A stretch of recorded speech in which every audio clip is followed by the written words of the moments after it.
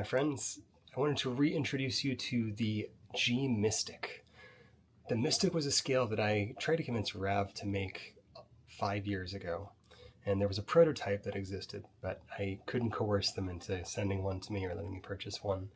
So many years down the line, I reapproached them and said it would be fantastic to offer an instrument that has a completely new approach to playing, a new dyad layout, but is familiar enough that people who understand the Kurd or the Celtic would be able to pick it up right away.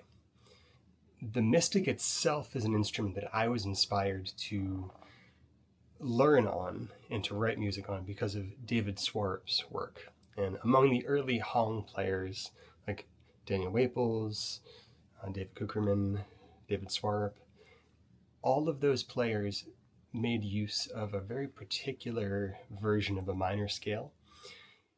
Waples used a Celtic minor, which became sort of the Waples version of that. Swarup used a Kurd, or an integral, depending on how you would absorb it, but he also played on a Mystic, and that scale just completely captivated me. So I want to represent to you, now that I've had some time to work with this instrument, the G Mystic 7 with percussive area.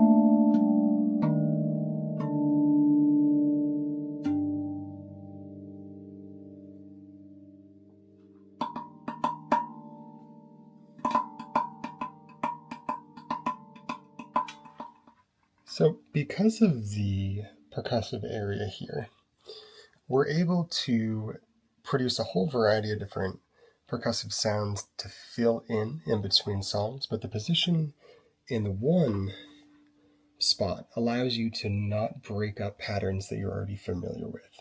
So if you're used to starting a run from down here, having this here isn't going to throw you off because of the intervals of this scale. So it's really easy to get used to it and be comfortable with it and kind of know where you want to go.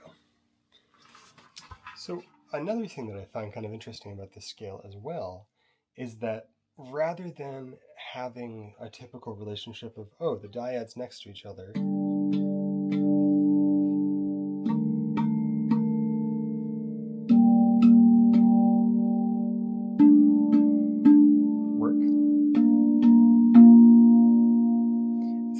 having this relationship, this scale has a bunch that are not quite horizontal, but are kind of across from each other at this angle. And it allows you to think about dyad progressions in a completely different way. So let me give you an example of something that sounds very different than a typical layout would.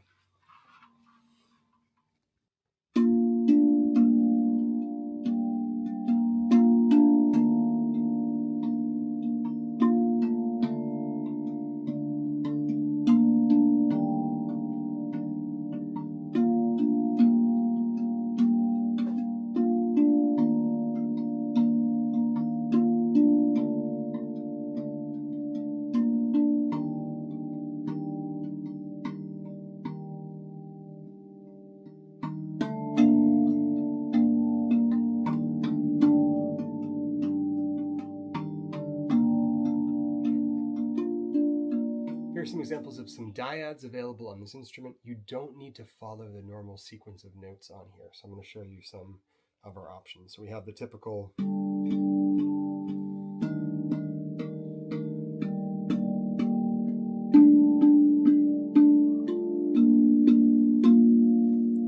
but we also have this really beautiful